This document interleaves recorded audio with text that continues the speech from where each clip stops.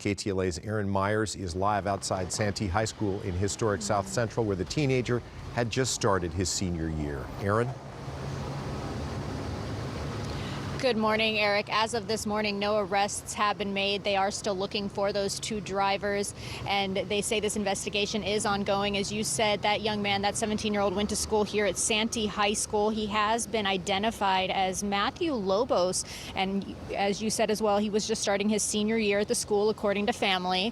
We are told Lobos was attending an underground party at a parking lot in an industrial area of South Los Angeles near 62nd Street and Avalon Boulevard early Sunday morning. According to witnesses, about 150 people were in attendance when some type of argument or fight broke out. Family members believe Lobos may have intervened, saying he did not initiate the altercation, though. Moments later, the driver of a white sedan purposely ran over the 17-year-old. Witnesses say the driver then crashed into a light pole and ditched the car. Then another driver in what is believed to be a black Maserati SUV also ran him over, then reversed and ran him over again. That driver fled the scene. Police say this vicious act was deliberate, though they don't know if Lobos was the target, as the suspects were said to have been driving back and forth down the street a couple times in attempts to strike partygoers. At this time, there is not a detailed description of those suspects. We spoke to a student here at Santee High School about their loss.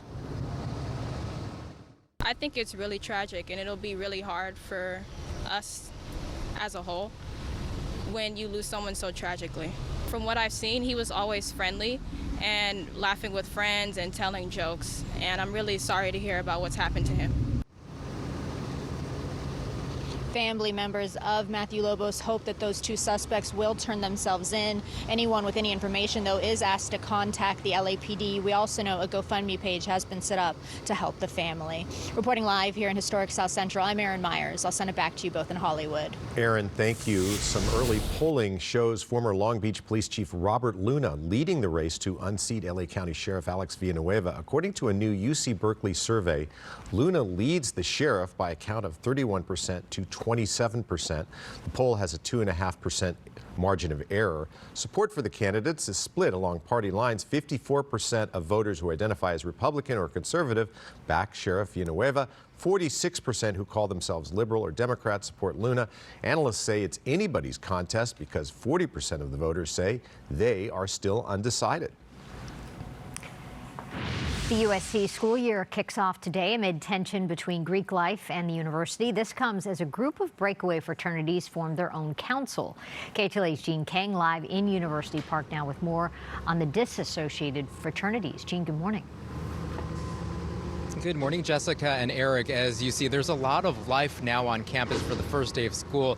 USC, a lot of those students headed off to their first class, but they're very well aware of the situation. I've been talking to them as well.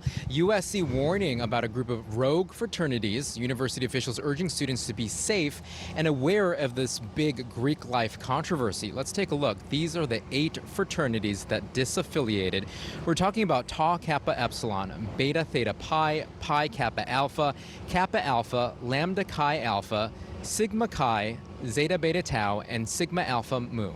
Well, USC has posted on Instagram, they've been very vocal about the situation, saying, quote, this decision seems to be driven by the desire to eliminate university oversight of their operations. The members are chafing at procedures and protocols designed to prevent sexual assault and drug abuse and deal with issues of mental health and underage drinking.